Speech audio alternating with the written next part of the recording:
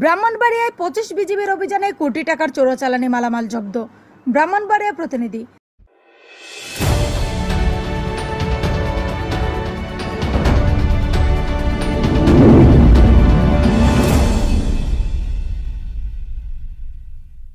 ব্রাহ্মণবাড়িয়া সীমান্ত এলাকার বিশেষ অভিযানে কোটি টাকার চোরাচালানি মালামাল জব্দ করেছে সরাইল ব্যাটালিয়ন 25 বিজিবি জানায়, গোপন সংবাদের ভিত্তিতে ব্রাহ্মণবাড়িয়া ট্রানজিট ক্যাম্পের বিশেষ টহল দল সীমান্ত পিলার 2001 এমপি হতে প্রায় 5 কিলোমিটার ভেতরে বিজয়নগর উপজেলার ভুদুন্তি এলাকার অভিযান চালায়। এ সময় ভারতীয় cosmetics 29,520 piece, eyeball candy 18,300 piece এবং একটি কাভার্ড ভ্যান আটক করা হয়।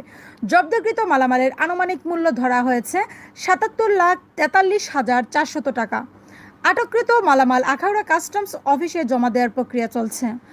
এছাড়া গত 17 আগস্ট লক্ষ্মীপুর ও শ্যামনগর বিউপির পৃথক অভিযানে 980 পিস ইয়াবা ও 40 বোতল বিদেশি হুইস্কি জব্দ করা হয়। বিজিবির পক্ষ থেকে জানানো হয়েছে, ব্রাহ্মণবাড়িয়ার বিজয়নগর, আখাউড়া এবং হবিগঞ্জের মাধবপুর সীমান্ত দিয়ে যাতে কোনো ধরনের চোরাচালানি মালামাল বা মাদক বাংলাদেশে প্রবেশ করতে না পারে সে ব্যাপারে 25 বিজিবি সর্বদা সতর্ক অবস্থানে রয়েছে এবং এ ধরনের অভিযান অব্যাহত থাকবে।